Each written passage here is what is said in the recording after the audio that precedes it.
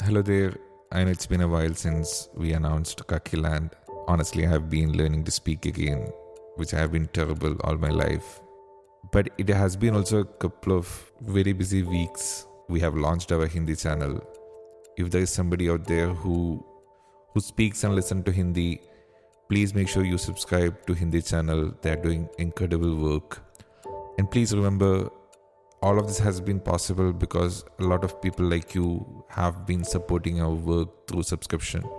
So if you feel like it's fair to help us do our work, tell your friends, do it yourself, subscribe to Maktoob Media. Now let's start with Kakiland. Thank you for tuning in. I hope you stay with us.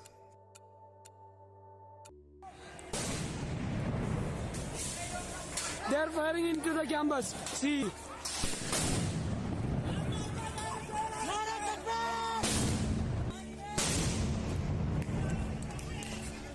They are coming into the campus. Delhi police is coming into the campus, firing tear gas cylinders. Their presence was what was making me feel unsafe. Not even their presence, what they did in the university was what made me feel unsafe. I saw them with my own eyes beating students who were 19, 20 years old, students who were screaming, telling them that we were not protesting. Students like these girl students who went to them saying we need a safe passage, and they started charging their batons on them. So with what delusion will I go to them and ask them for safety when I needed to be safe from them in that space? One night, 2 universities in India experienced state violence that would leave hundreds of students injured and thousands traumatized. It is the most crucial event in the rise of nationwide protest against the amendment of citizenship law in December 2019. I am among the survivors of that siege on the night of 15 December 2019. That night, police occupied Aligarh Muslim University in Uttar Pradesh and Jamia Millia Islamia in New Delhi, central universities with a significant Muslim character. This is Shaheen Abdullah, and you are listening to the first episode of Kakiland, Stories of Policing Muslims in India. The first series looks into the incidents of state violence during the anti-CA protest. In this episode, we speak to people who were witnesses to the police violence in Jamia Millia Islamia. The wave of anger is growing across India over the citizenship law. And here, students at Jamia Millia Islamia University in New Delhi are also angry at the police response. But before that, let me brief you about the law that was in the center of the conversation. The CAA, Citizenship Amendment Act, removed barriers to acquiring Indian citizenship for Hindus, Sikhs, Buddhists, Jain, Parsis and Christians from the neighboring countries of Afghanistan, Bangladesh and Pakistan. While the Indian government refuted any discriminatory factor in the law, legal experts were convinced that it legitimized discrimination based on religion. If you look at the 1981 UN Declaration on Intolerance based on Gender Belief, Article 2 says that any preference, distinction, or difference which has the intent or the effect of undermining anybody's any right on the basis of identity is intolerance and discrimination. That is Professor Ahmad Shahid, who was serving as the UN Special Rapporteur on freedom of religion or belief. So even if it was well intentioned, as some people claim, the effect has been to target some people based on their identity. Some have been denied certain access on the basis of their identity. That's what makes it anti-Muslim. Even if we assume it was well intentioned. But I think there is, people are quite confident that there is some purpose behind this, and the purpose is actually the intent, the effect we see. The CA was introduced at a time when India was updating National Register for Citizenship in the state of Assam. While this controversial project was happening, the Hindu Nationalist Party was giving this promise to Hindus in the state that if they participate in NRC through the law of CAA, they will never have to leave the country, while thousands, if not millions, of Muslims will be expelled. The protest wasn't initiated just because of a bill. Of course, that was the spark. That is what led to it. The real impetus for the protest, the real motivation was there was a very clear political signaling. That is Fawaz Shaheen, a human rights defender from New Delhi. When the BJP government came out with the bill, at the same time, Amit Shah in Bengal said something like, "Aap chronology samajhiye." You understand the chronology of what will happen. First CAA will come, then NPR will come, then NRC will come. And the implication was very clear, and it was not even censored, that we are going to do a nationwide exercise in which we will remove large numbers of Muslims from the register of citizens, and the bill provided evidence for that intention. The fact that it excluded Muslims for the first time, it created religion as a basis for citizenship. That was a declaration of intent. I was a student at Jamia Millia Islamia University. I was doing my master's in history. That is Aisha Rana, one of the most celebrated icons of the anti-CA protest. Initially, the kind of the protest that started was in Aligarh Muslim University, and people of the inside the Jamia also, we have seen that reflections of the protest. So we had an general body kind of small meeting inside the university near to the reading room. That's when the girls declared march from the campus. By the time bill was passed in the parliament, almost all student groups in Jamia Millia Islamia had their protest registered. But then they were looking for something bigger, and they wanted to come out of their campus. There was a rally from outside our hostel to the main university, and there a call for 13th of December was raised after the Jummah Namaz. Naila Khan is another witness to the police brutalities inside the campus on that night. Now we're taking a linear approach to the story, and we start on 13th December, a Friday, when students announced there will be a long march to the Parliament of India. It was on a Friday. Soon after the Jummah prayers, the march started. There were a lot of police on that march itself. They stopped us, and on that very first day itself, they started using the tear gas kind of things, all the police violences and the kind of things on that 13th March itself. So for me, personally, that was one of my first experiences in which, I was directly having and, facing the police atrocities for me personally.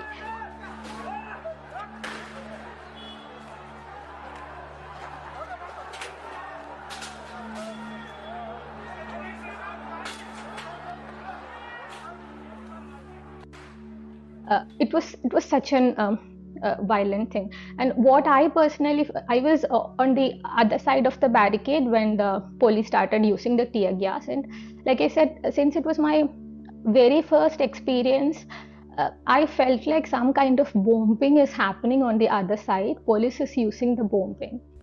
Brute force was used by Delhi police to disperse Jamia students. They rounded up students and hit them with batons. Tear gas were fired inside the campus. A lot of people do not understand. I do not want it to be there. As a college student, as somebody who was 21, 22 years old, I did not want it to go out and had to scream on the roads to make people believe I am as much a human as them. It was not something I liked. It was not something I was looking forward to. Until the last minute, I was somehow counting on the shared friendship or whatever the feeling of Indianness people talked about my entire childhood. Maybe I was counting on some of it to receive some of it from the people I had spent so much amount of my life with. But it was just at the starting a lot of anger and a lot of hurt which was being portrayed on it was just a way to let out that hurt and anger, to have some place to scream, to just let people know that you have a voice. You're not going to silently sit down with all of this. I knew there was a protest call being made and we were going to march after namaz. And I remember I got a call from a friend and who had said to not come because police had already started firing tear gas. But obviously more people then started pouring in. And I distinctly remember because my roommates were both Kashmiris and they did not want me to go, but I anyway participated. And we went to gate number 5 and there was a lot of tear gas already. People were coughing, trying to help each other out. And my roommate comes running, whose father had already told her not to participate. And she said, I'm here because my father called me and said, these people do not know how to handle tear gas. We have seen it all our life, go help them. And she came in with a bag of salt. She told me what to do with it. Then we went around, we helped people to put salt under our tongue, on our faces, on just like consume it so it helps you get dehydrated to lessen the effect of tear gas. But obviously we were not anticipating it, the amount of students who were injured in the lathi charge. A lot of my juniors amongst were there. I had never seen something like that, probably something that we have seen in on television of happening it in other countries, but not something that I had anticipated would be done against university students, that to a central university in Delhi. And people saw it. It was telecasted live by reporters, by journalists who were on ground, who were around covering it. So it was not something that anybody had anticipated would happen. It was still 13th December and the attack on students had made headlines. A lot of students were injured and all of them had their exams on the next day. So what happens on the next day is students boycott the exams in solidarity with the injured students. And the very next day, semester exams was going on for us. And the very next day, we called for a boycott of all the examinations, and there were protest gatherings started coming up, especially on the gate number 7 and all, using the loudspeakers and all. We were having some kind of protest gatherings, and the exams were boycotted on that day. So if the idea of the police and the government was to stop the students from protesting against the Citizenship Amendment Act, what happens is that the protest grew larger with the crackdown on 13th December. So on 14th December, Jamia administration cancelled the exams and declared winter vacation. The idea was to shut down the campus and make sure the protests will not escalate. If I recall it, it was not a lot that made me stay. It was just, now we have gotten into it, so we have to do it. We have to complete it somehow.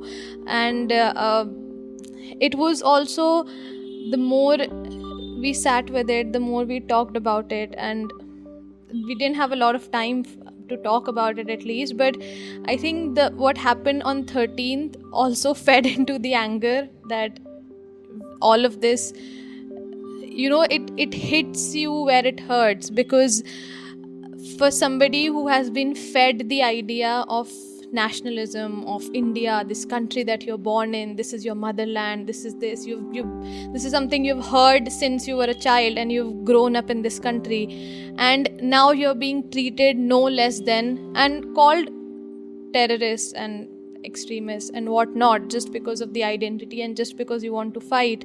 So I think at the end of it, you just become like, to hell with it. Now just, now that you have pushed us to the boundary, and like no matter how much we concede, you're going to keep pushing us. So at one point of the time, you just become like, okay, let's see how and where it goes.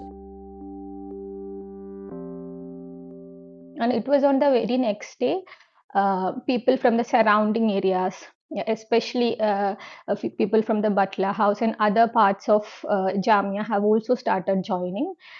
And they called for a massive protest march, which was started from the Jamia, and it started and it went ahead. I mean, like on the 13th March, we were stopped on the gate number 1. But on that day, fortunately, we were able to pass that way.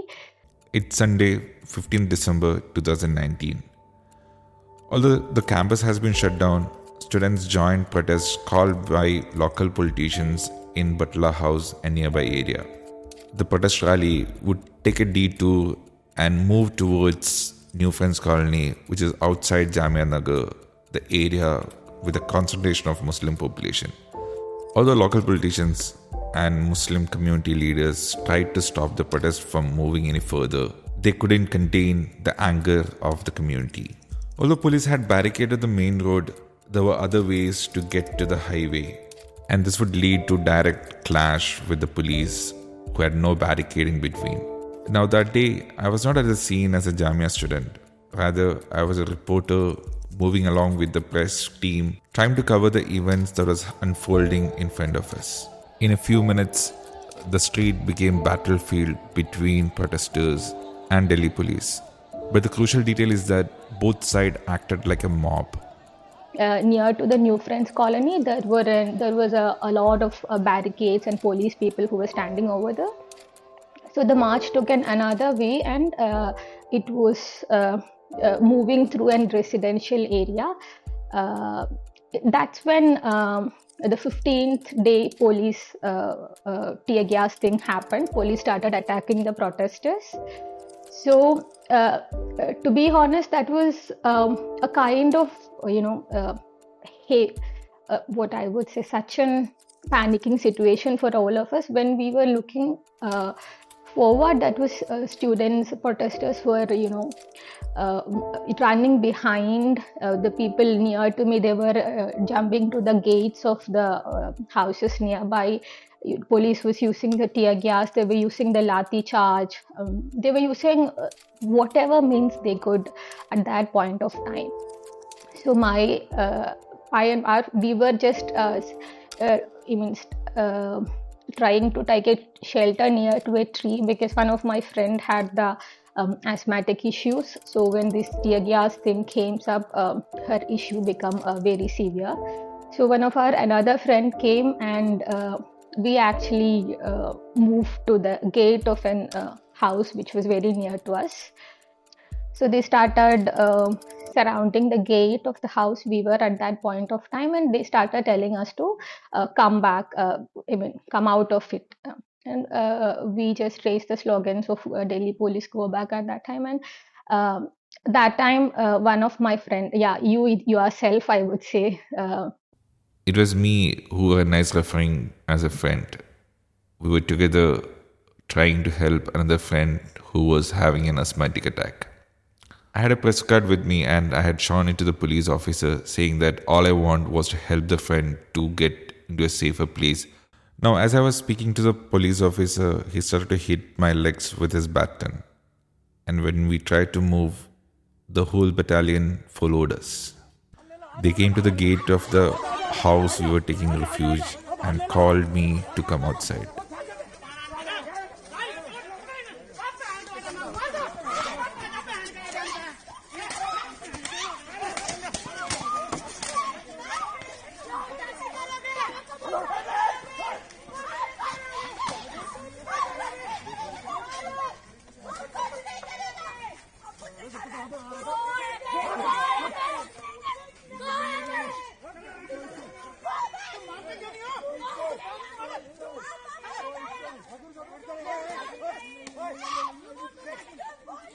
That's when they started beating up. He was bleeding, and we don't know what's going around, kind of situation that happened.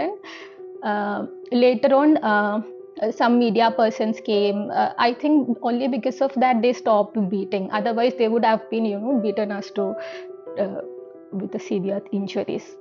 So Ladida and Shaheen was taken to the hospital. Tasneem was also there. She was also. They were taken to the hospital in an O2. I, Akhtarista, Chanda, we three people decided to walk to the hospital, which is a Holy Family Hospital, which is near to the Jamia, but it was, I think, a little far from the place we were at that point of time.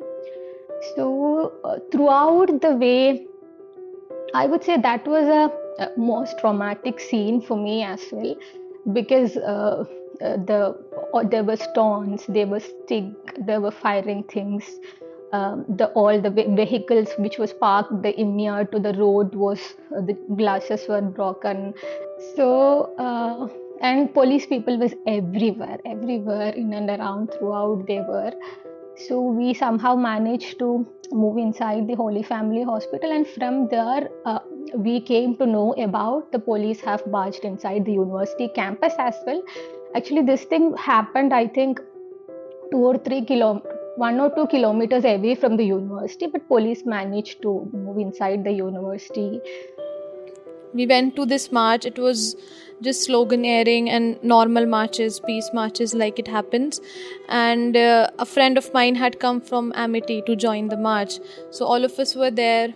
The march ended at around 3 or 4. We had just prayed our Asr or I think Maghrib, I don't clearly remember.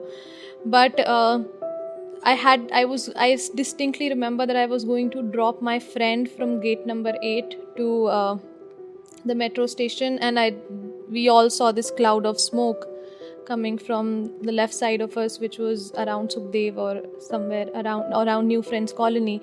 And I knew things were about to get bad because we could all see the smoke. We could hear people rushing towards Jamia saying that police had started lathi charging and there are reports of gunfires happening. So I rushed my friend to the metro station, and then I came back. I got a call from my friends who were already there inside university saying the police is about, just get inside the university because police is going to lathi charge outside. And I remember the big gate was already closed of gate number 7, only the small one was opened. And everybody, elderlies were there were students, there were small children, all of them were trying to rush inside because the guard was trying to close the gate. And I came inside, I met my friends and they were very scared. And we were in central canteen when the first tear gas flew inside university. It went right up my head and I looked at it. It was, again, we were not expecting it to happen. It went above my head and then I saw on the right side of me was the girls' prayer room. It is about 3-story high and on top of it was already an officer. I could distinctly, between all the smoke, I could see the uniform and the helmet and I could make out that an officer was already over there. After that, it was all a blur because it was tear gas cannon after tear gas cannon. The clashes with protesters on 15th December happened not inside the campus of Jamia Millia Islamia. It happened further outside, around 1 or 2 kilometers away from the campus. Yet police would slowly stroll into the campus and start hitting everything and everybody. It includes staff, students and faculty members of the university. और students इधर उधर भागते हुए मैं भी वही भागने की कोशिश कर रहा था. मुझे कुछ समझ में नहीं आया कि क्या हो रहा है, ये किस बात को लेके हो रहा है. और जब हम लोग भाग रहे थे, जैसे ही हम गेट पे आए निकलने के लिए, एक पुलिस वाले ने वो एक प्लास्टिक वाली स्टिक मेरे आँख के अंदर डाल दी. और उसी वक्त What Minhaj is trying to explain is how he lost his left eyesight during the police brutality. He was not part of any protest. He was sitting in a corner of the library inside Jamia Millia Islamia, finishing his work. उससे तब भी भागने की कोशिश कर रहा था क्योंकि जान बचाना था. तो भागने के लिए मैं पीछे की तरफ गया, वॉशरूम की तरफ. तो वॉशरूम की तरफ वहाँ मैं छुपा हुआ था. तो उस समय भी कुछ स्टूडेंट्स ने वहाँ पे वीडियो बनाया. वो बाद में भी वो वीडियो वायरल हुआ. स्टूडेंट्स ने देखा कि मैं एक वाइट हैंकी यूज़ किया था वहाँ पे, वो पूरा ब्लड से भीग गया था. तो वह काफ़ी देर तक, लगभग आधे घंटे तक वहाँ ऐसे ही रहा. और उसके बाद बाकी हमें शोर सुन रहा था कि पुलिस वाले सारे फ्लोर पे जा रहे हैं, चीख पुकार हो रही है सारे स्टूडेंट्स को. All of us rushed to the canteen. We got a packet of salt. We went to people around, to the elderly mostly, and then just young people who were just rushing, who didn't know, they didn't have a place to breathe also. Everybody was suffocating because of the amount of tear gas cannons which were being shelled.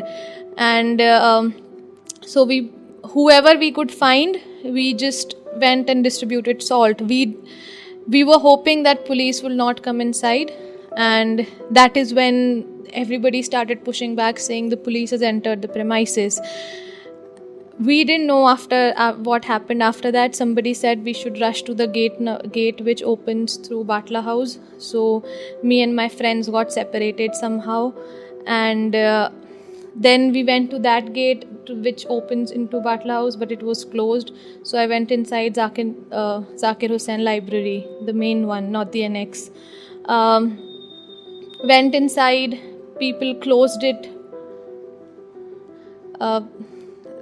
There was a lot of panic, obviously. So they closed it from the inside. Somehow librarian was also present over here, so he locked it. And then people were hiding beneath the tables, the reading room tables. Everybody was hiding beneath it. And again, we were hoping they will not enter. They will see that it has been locked. They started breaking the gate down with their batons. As soon as the first level of the gates broke down, it was a glass gate, so it broke down quite easily. And there was another sudden wave of panic. With people took chairs, they started the glass walls of the reading room, they started breaking it down, rushing inside the library, and nobody knew where to go because the library is circular. You cannot move out of it. There was only one exit. Police वाले ने मारा तो मैं बोला कि इमाम साहब को मत मारो, मैं ड्यूटी में हूँ, मैं हटा रहा हूँ, इमाम साहब आप जाइए। इमाम साहब बोला कि मस्जिद में मत आइए। उनको मारा, उसके बाद मेरे को गाली दिया, भोसड़ी वाले तू फौजी है। इसके बाद मेरे को उठा के रोड में मेरे को पुलिस वाले ने 10 लोगों ने मिल के मारा, डंडा। अच्छा, कहाँ मारा आपको? ये मारा है, ये सब यहाँ मारा है। To understand the extent of the violence inside the campus that day, there is a security staff of the campus saying that he saw how Delhi police attacked an elderly cleric of the mosque inside the campus. When he tried to stop the assault, even he was also attacked by the police officer.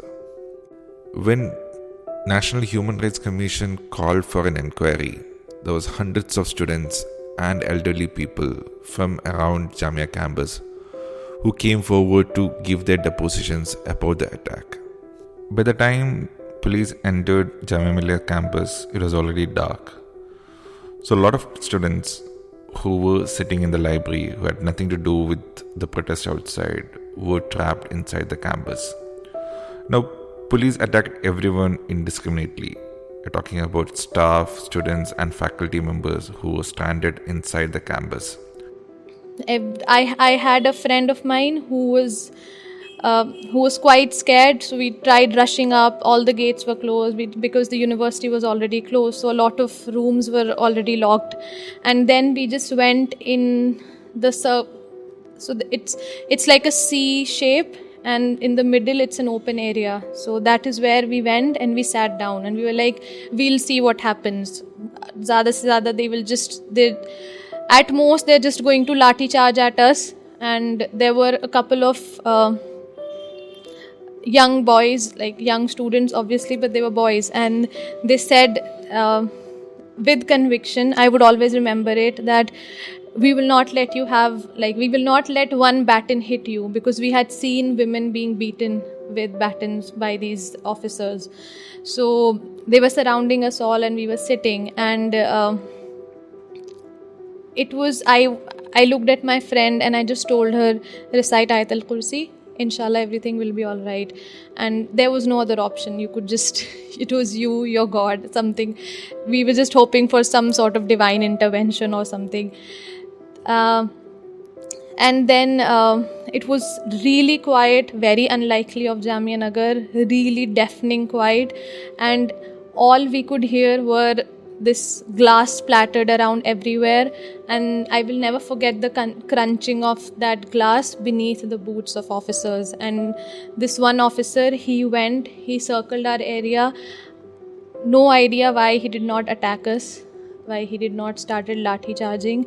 I later got to know that there were 2 different battalions. The one which was quite brutal went to the annex in the Ibn Sina block. The police actions inside the campus has nothing to do with law enforcement. They entered the campus in the evening and stayed until late in the night. There are enough evidence, which includes CCTV visuals, that shows police vandalizing the campus, assaulting students indiscriminately, and breaking evidence. The students trapped inside the campus were sending SOS message to their friends, while police blocked entry and exit of any person inside the campus. Which means even ambulance which was arranged to transport injured students were blocked or denied access to the campus. This officer, he circled around, he looked everywhere, and then he went outside. Then we rushed to the computer section of the building. I don't completely remember because it was dark. Everybody was quite scared that the police officers would know that we are here, so they had switched off all the lights and nobody was using their phones too much, and there was just SOS calls being made from everywhere. Then after about, I don't remember how much time went, and it was probably night by then. The library in charge was also there. I was separated from my friends and I did not know how to contact them, so I couldn't call them because everybody was scared that what if they hear the ringtones, and so I just messaged them and they said they were hiding in the biology lab inside one of the departments somewhere. So then we were there about for quite some time. Librarian, he was trying to get into negotiation calls with the VC police, and a lot of his calls were not being picked up. We could see because he was also quite scared. After about a while, he said that the police had agreed to let all students out of the university if we do not chant any slogans or just allow us a safe passage. Basically, it was the word that people are calling these days ceasefire between bunch of students and the police officers. The police entered the campus on that day without the permission of the university authorities, and it makes a very big difference. During the attack, when students were being brutalized inside the campus, the proctor team, as soon as it got to know about the incident, because it happened late into the night, like it was dark already, I think they were on the ground and they tried to sort of get an understanding of the situation, and they also took injured students to the hospitals. They helped do all of that. There were some students who were detained also. I think the proctor team actively supported in sort of getting them released as well. I think this was like just right after the violence, right? Safar Zara is one of the most senior student leaders of Jamia Millia Islamia at the time. Later in the series, you will hear from Safar Zara again, where she would detail how she was targeted by Delhi police for her involvement in the anti-CA protest.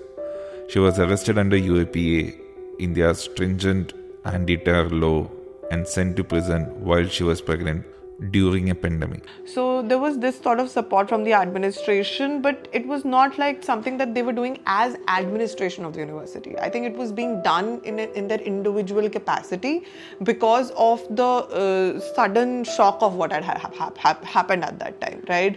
And I think not many people, because of the sort of violence that happened, not many people at that time were maybe thinking about what will be the consequences of this, right? So all of those statements that were given in that moment, in that time, were sort of like not followed up or retracted or whitewashed with their silence later on. We came down, all of us with our hands up. We were made to sit on the stairs of Zakir Hussain Library, and we were just waiting.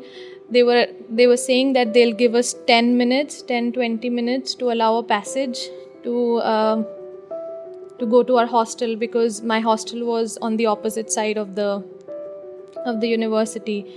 So and the librarian was saying there's no time. In 20 minutes they're just going to search the university for hidden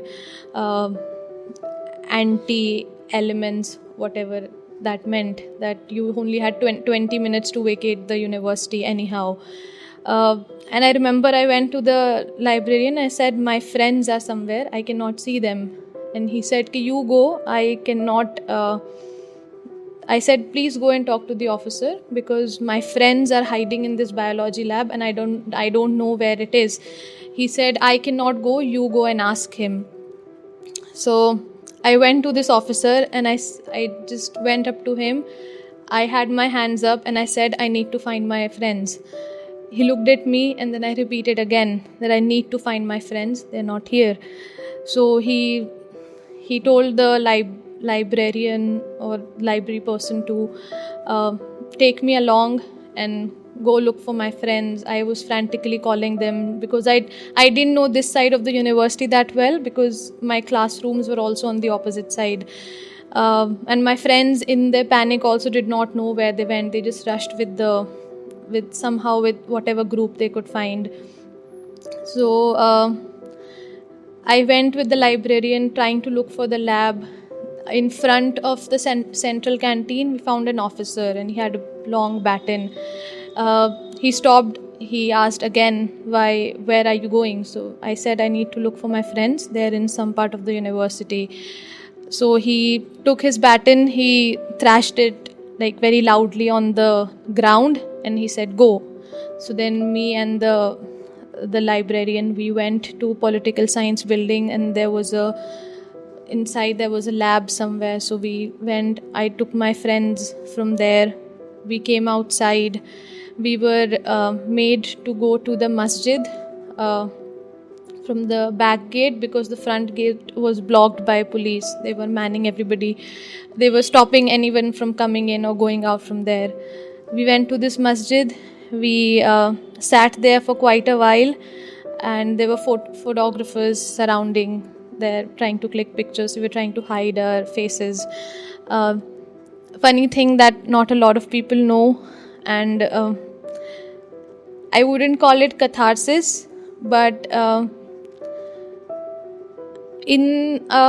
I think it became a lot of things about self-defense became a lot clear, because when we were inside that masjid, all of us had stones in our pockets. That was the only line of self-defense we had. So me and my friends were there, and I told them, we might, most probably we will be checked on our way out, so let's just take our stones out. And it is now in reflection, you can put a lot of meaning and a lot of poetry into it, but in that moment when you had nothing and there was a big force with all the equipments they could find, the only line of defense we had was either was dua and stones. That's it. And so we took those stones out, and we laid it near the masjid only while we were getting out. It was just about, just getting to the hostel somehow. We went to the hostel inside, somehow crossed it. It was me, two of my friends from AMU. We were all studying in Jamia, and there were 3-4 more women who were there. So we were in J&K hostel at the time. So we went to the hostel. This librarian guy was good enough. He escorted us back to that place. The entire hostel was pitch black. They had shut all the lights down, trying to save ourselves from the police so that they don't enter inside. They were marching inside the campus. That was very, unexpected things to happen. They were moving inside the campus like they're on campus. It wasn't. That was one of the another, instances which keeps on coming to my mind later. That night, that transportation from the hospital to the residential space was very. It's exactly like an war zone that which I have seen.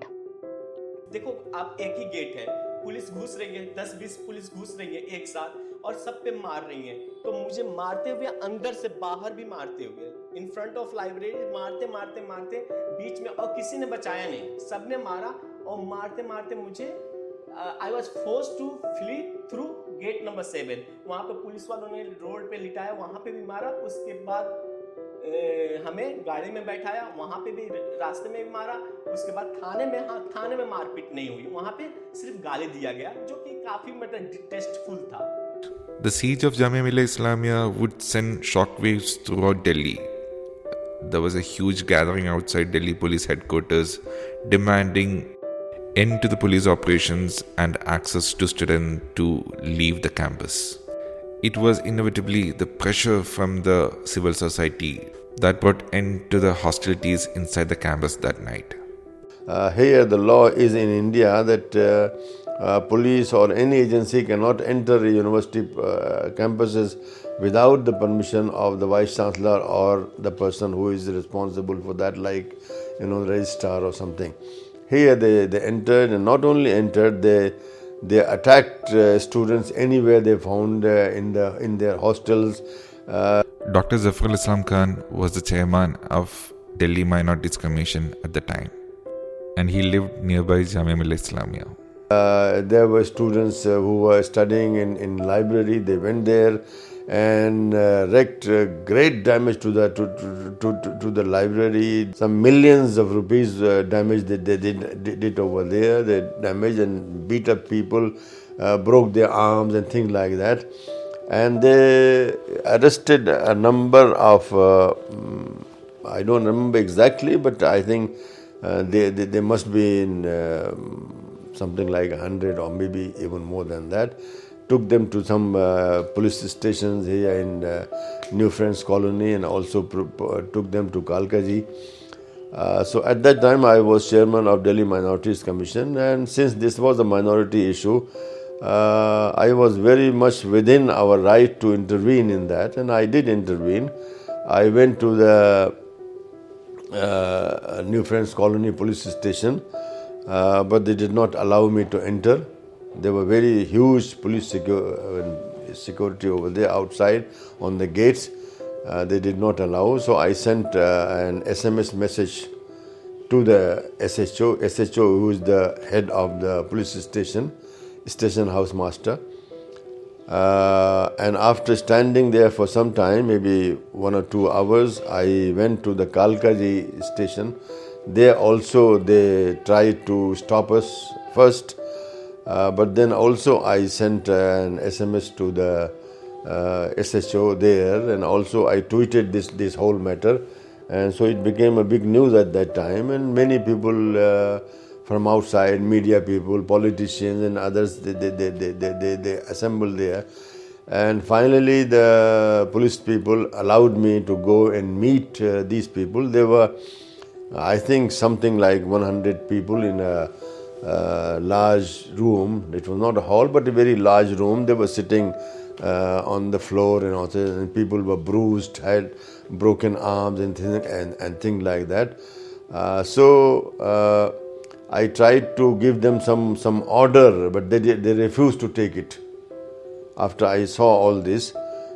So I sent a WhatsApp message to the SHO. They said, you must free these people right away, or take them to hospital right away, because many people have broken arms and they need medical attention. So finally, and I came back. Maybe it was about 2 a.m. in the night at this thing.